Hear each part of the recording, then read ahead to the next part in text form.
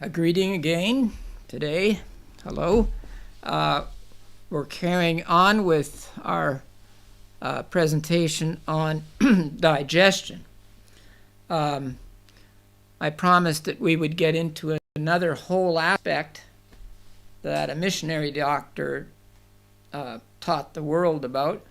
But before that, there's something that we really need to say about this problem of the sphincter at the lower end of the esophagus just before you get into the stomach. There's something we didn't mention that we really must mention. We talked already about the things that tend to relax the sphincter. Remember? The vices, tobacco, alcohol, caffeine, and we mentioned mint will relax that sphincter. But there's something else that really makes a problem for the contents of the stomach going back up, especially after a large meal, and probably an added problem, definitely, would be drinking carbonated beverages with their carbon dioxide, the fizzy bubbles that come up. But the real issue that really makes big problems is when you've eaten that big meal and then you lie down. A person that eats a big meal and then lies down is setting himself up for this reflux to occur, especially if you've been using any of those things that relax that sphincter. How long do we need to wait before we can lie down after eating? Well, again, that depends on how much is in the stomach. And we talked about that at some length. Remember what delayed food in the stomach was fats, oils. But we could give a general rule that at least a couple of hours, and better yet, 3 hours, is a good length of time to wait after you've eaten before you lie down. Instead of lying down after eating, take a walk. I'm not saying to go running, because a very heavy exercise has such a demand on the blood and the heart that there's a tug of war between the needs for the blood in the digestive system and for the heavy exercise. But walking is a gentle exercise, and you don't need to do sprint walking. Just do a gentle walk for 15, 20 minutes or a half an hour. And there's plenty enough reserve from the heart to take care of digestion while you're doing the walking. Don't lie down after the meal. That really doesn't apply to drinking water. It's when you have a meal there with the pepsin that's going to be breaking apart the wall of the esophagus. You lie down after a meal and you're setting yourself up for esophagitis. You're also setting yourself up for stretching that sphincter here and letting the stomach contents come up and change the structure of the esophagus into what would be called a hernia. And that gives longer term structural change and problems. So we don't want any of that. And I think we've said enough to make it clear how to avoid it. Now, getting down further in the digestive system, we won't spend more time looking at the small intestine. Some of the problems we mentioned in the stomach apply to the small intestine. The small intestine puts out more protein-digesting enzymes, not exactly pepsin, but other ones that act in a similar way. But when the food has been digested and it gets down near the end of the small intestine, the next stage in the journey is going into the large intestine, the colon. And if the food content has been what we've mentioned so far as major nutrients, starches, or we could say carbohydrates, that will be totally digested. If you totally digest carbohydrates, that means the starch and sugars, protein, it'll all be digested up, and fats will be digested. We haven't gone into the details of fat at all, but those things will be totally digested. They will have disappeared from the contents of the digestive system, and all that would be left would be maybe a bit of watery fluid. Actually, the colon takes out water, and you'd be left with, looks like, nothing. The trace things, the vitamins and so on, are all absorbed. Having nothing in the colon after it takes out the water means the person would not move his bowels.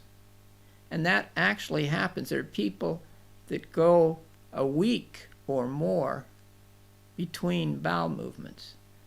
That's a serious problem. Well, here's where the story of this missionary to Africa comes in. He worked in England as a physician for a while before he became the missionary.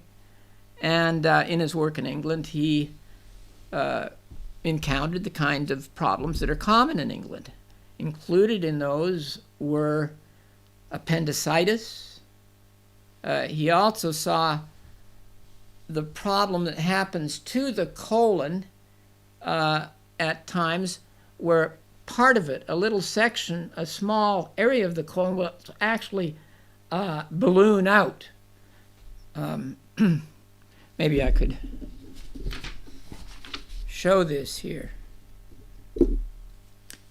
The colon, if we're talking about a person here, legs down here, diaphragm up here. And so the colon starts where the small intestine ends. The colon comes off. It has a little outpouching called the appendix. And here you have the ascending colon going up toward the diaphragm, and then it goes crossways, the transverse colon, and then it comes down. The descending colon curls around a bit and goes into the rectum and out the exit. Now, here at the appendix, problems can occur, at least depending on how the person's living. And this doctor, whose name is Dr. Burkitt, he saw appendicitis, inflammation of the appendix. And it can become so severe that the appendix actually ruptures, which is a surgical emergency. And appendicitis, even before rupturing, can give plenty of pain, a serious problem. He saw not only appendicitis, it had to be operated on. He saw I mentioned it and I didn't talk further, he saw this little outpouchings called diverticula, where the contents of the colon can actually go into this little balloon.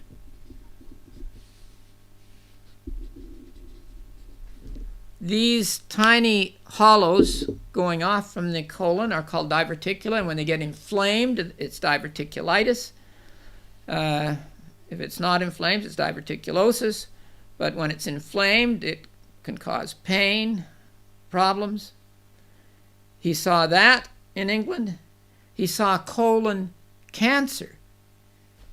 Colon cancer is a big cancer. It kills many people every year, and it's one of the most common cancers.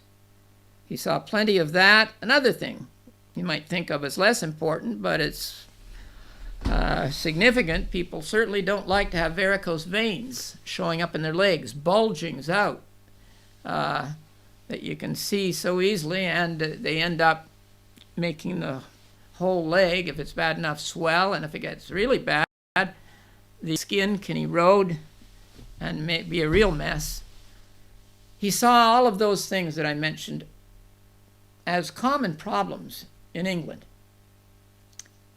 He got set to do his mission work.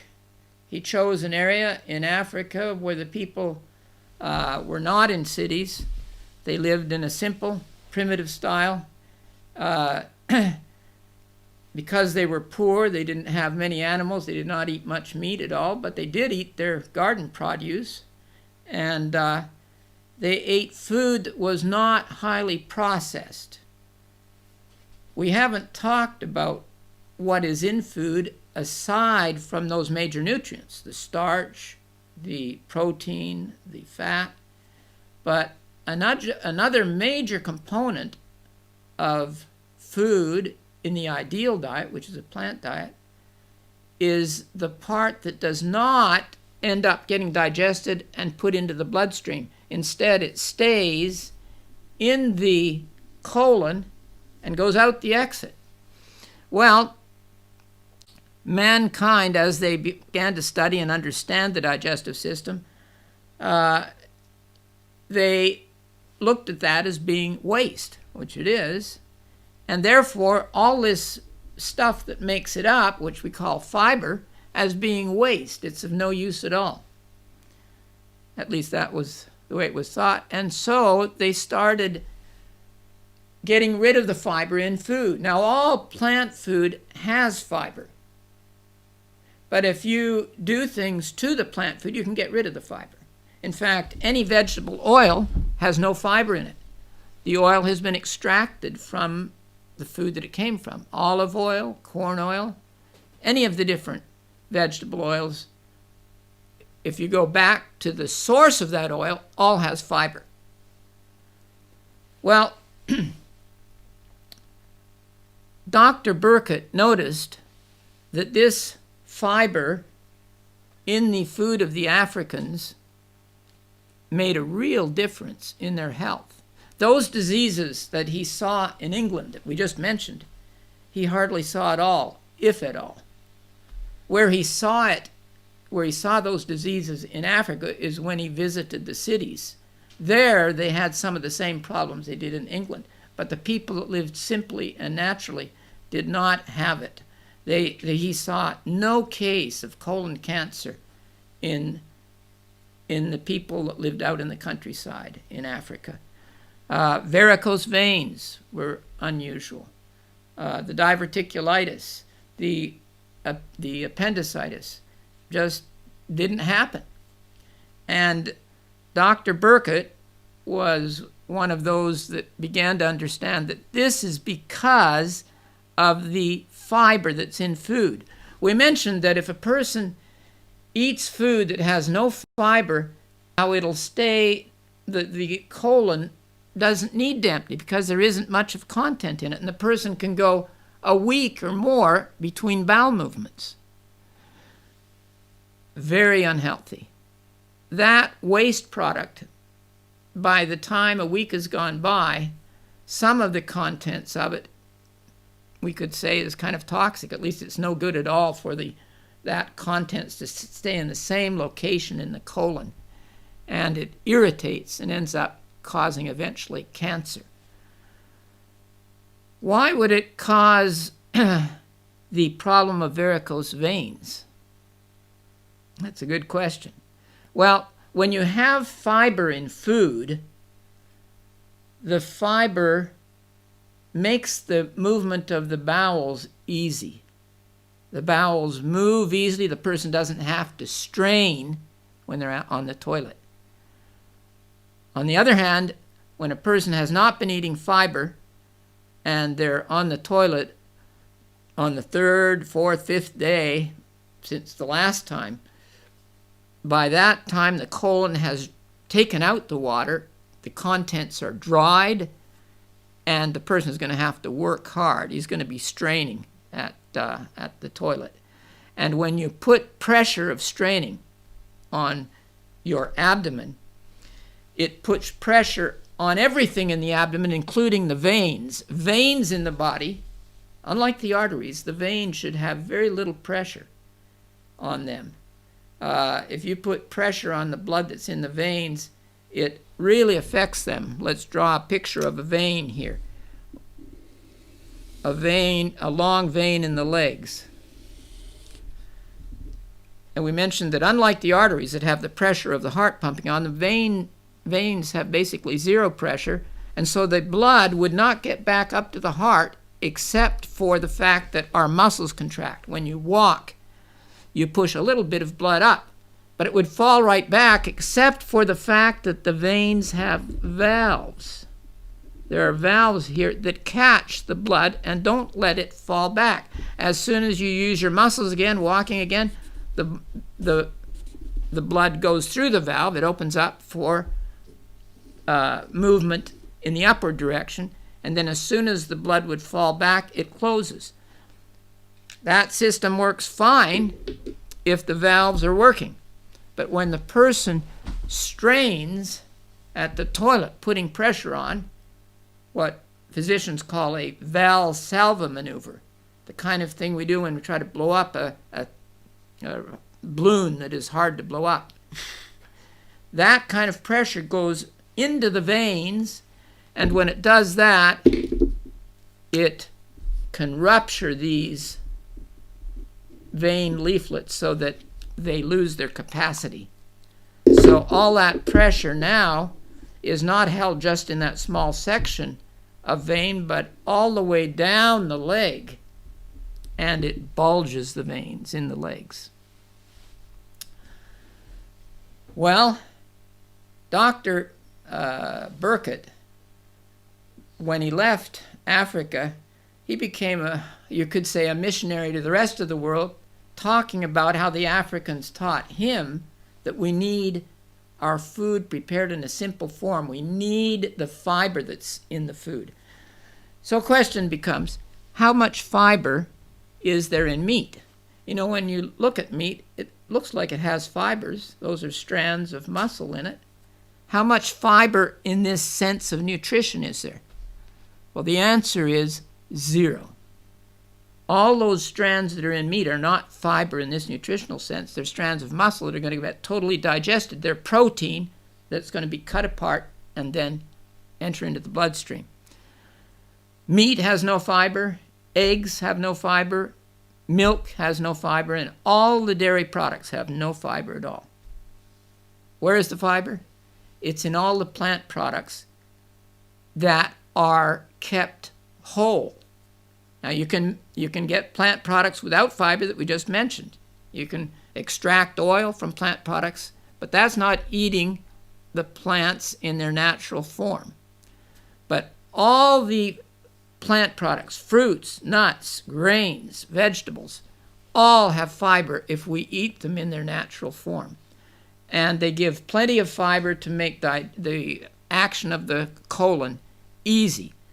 A person that eats that way will usually move their bowels not only once a day, they'll often have a bowel movement after every meal. There is a reflex that has a connection between the stomach and the colon, the rectum. When the stomach gets full, it sends a message by nerve down to the rectum saying, we're loaded up here, you better make room for more food that's coming down. And sure enough, the person senses the need to go to the bathroom. That's the gastrocolic reflex. Gastro is stomach, colic for colon, reflex. And so a person that's eating in this good, wholesome way will move their bowels often after any meal.